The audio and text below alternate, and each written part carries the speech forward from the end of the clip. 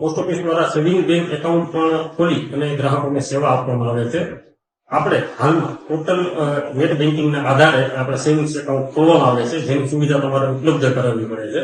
આપણું સેવિંગ ખાતું post ઓફિસનું saving ખાતામાં માત્ર 500 રૂપિયાના મિનિમમ બેલેન્સથી ખાતું એક તો ખોલાવી શકાય છે, કે જે અન્ય ઘણી બધી બેંકોમાં મિનિમમ બેલેન્સની મર્યાદા 3000 થી માંડીને 25000 રૂપિયા સુધી હોય છે.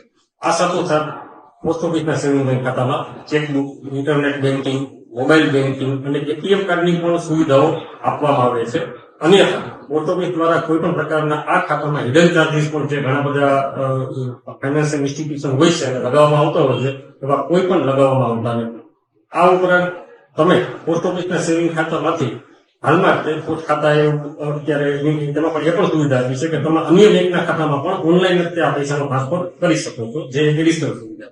પોસ્ટ ઓફિસમાં જે ઓનલાઈનની સુવિધા છે એ આશરે 2015 અને 16ની સાલમાં સ્ટેપ બાય સ્ટેપ એને શરૂ કરવામાં આવેલી હતી, અને હાલમાં આપણે ટોટલી આપણે ઓનલાઈન બેન્કિંગ બધા જ પ્રકારની સુવિધાઓમાં આપીએ છીએ.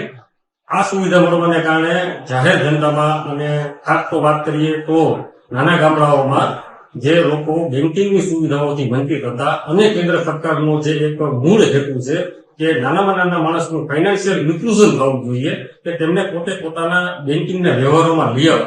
એના કારણે પોસ્ટ ઓફિસ અને અન્ય ઘણી બધી સંસ્થાઓને પણ આનો ખૂબ જ લાભ મળે છે, અને લોકોનું જીવન ધોરણ પણ આના કારણે ઘણું ઊંચું આવે છે. હું લોકોને એ આગ્રહ કરીશ કે પોસ્ટ ઓફિસ જે આજે 170 વર્ષથી પણ વધારે સમયથી આપણી સાથે સંકળાયેલી છે અને વિવિધ રીતે લોકોની સેવા કરી રહી છે, તો પોસ્ટ ઓફિસમાં પણ સેવિંગ એકાઉન્ટ ખોલાવી અને તેઓ પોતે તેનો મહત્તમ લાભ લે. પ્લસ મારે એ પણ કહેવાનું કે પોસ્ટ ઓફિસના સેવિંગ એકાઉન્ટ ખાતામાં હાલમાં 4% વ્યાજના દરે વ્યાજ પણ મળે છે. મતલબ જે પણ બહુ ખૂબ જ ઊંચું વ્યાજ દર છે સેવિંગ એકાઉન્ટની વાત કરીએ તો તમારા પૈસા પણ જો તમે પોસ્ટ ઓફિસના સેવિંગ એકાઉન્ટમાં જમા કરાવશો તો બેન્કિંગની સુવિધાઓની સાથે તમને વળતર તરીકે પણ સારું વ્યાજ મળી રહેશે.